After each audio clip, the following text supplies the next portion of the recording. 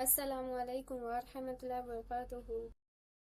تو آج ہم جانیں گے جناح کے بارے میں، جناح کسے کہتے ہیں اور جناح سے توبہ کرنی کیسے کرتے ہیں۔ تو ویڈیو کو اینڈ تک ضرور دیکھیے گا۔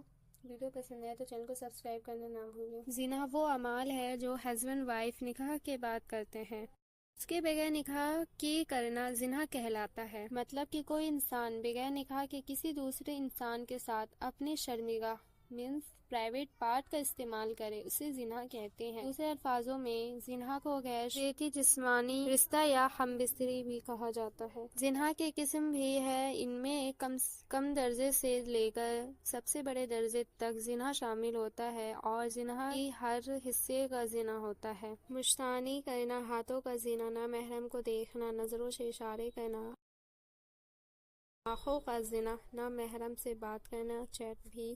باقی آپ حصوں کا خود اندازہ لگا سکتے ہیں کہ اسی طرح جسم کے ہر حصے کا زنا ہوتا ہے۔ قرآن میں اللہ فرماتا ہے، زنا کے قریب بھی نہ بھٹکنا، بے شک وہ بڑی بہائی ہے اور بہت ہی بری راہ ہے۔ مصرفین لکھتے ہیں کہ آیت میں یہ نہیں کہا کہ زنا نہ کرو، بلکہ اس کے قریب بھٹکنے سے بھی منع کیا ہے، مطلب کہ وہ ہر کام جو زنا کی طرف لے جائے سے بچنا بھی ضروری ہے۔ محمد صلی اللہ علیہ وسلم نے فرمایا، اگر کوئی زنا کرے تب تک وہ ایمان والا نہیں رہتا جب تک وہ زنا کر رہا ہے، مطلب کہ تب تک اس کے دل سے ایمان کو نکال لیا جاتا ہے۔ سوچنے والی بات ہے، اگر اس وقت موت آ گئی تو سیدھا جہنم، کیونکہ بغیر ایمان کے مرنے والا جہنم میں داخل ہوتا ہے۔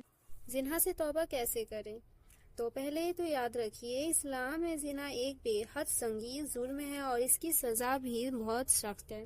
لیکن اس دور میں زنا کو اتنا عام کر دیا گیا ہے کہ بہت سارے انسان اس گناہ کر بیٹھتے ہیں۔ پر افسوس کی بات ہے کہ بہت سے لوگ جو زنا کو گناہ سمجھتے ہی نہیں ہیں، اور اگر سمجھتے بھی ہیں تو ان کو کوئی پچھتاوا نہیں ہے۔ ان کا حشر میں کیا ہوگا اور کیسا عذاب ہوگا اللہ بہتر جانتا ہے۔ پر اگر زنا ہو گیا اور اس کا پچھتاوا اور افسوس ہو تو اس کے لیے معافی اور توبہ کرنا ہوگا۔ بہت سے لوگ پوچھتے ہیں زنا کا کفارہ کیا ہوگا؟ اصل میں زنا کا کفارہ نہیں ہو سکتا جہاں اسلامک شریک نہیں ہے، کیونکہ کفارہ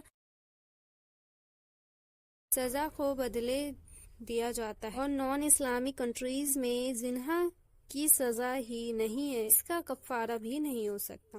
توبہ کا مطلب ہے کہ اس چیز کے قریب بھی دوبارہ نہ جانا۔ استغفار کا مطلب ہے سچے دل سے معافی مانگنا۔ یہ دونوں چیز اگر انسان سچے دل سے کرے تو اللہ اپنے بندے معافی ضرور قبول کرتے ہیں۔ ویڈیو کیسی لگی تو کمنٹس میں بتانا ضرور، اور ویڈیو پسند آیا تو چینل کو سبسکرائب کرنا نہ بھولیں۔ ملتے ہیں نیکسٹ ویڈیو میں، تب تک اللہ حافظ۔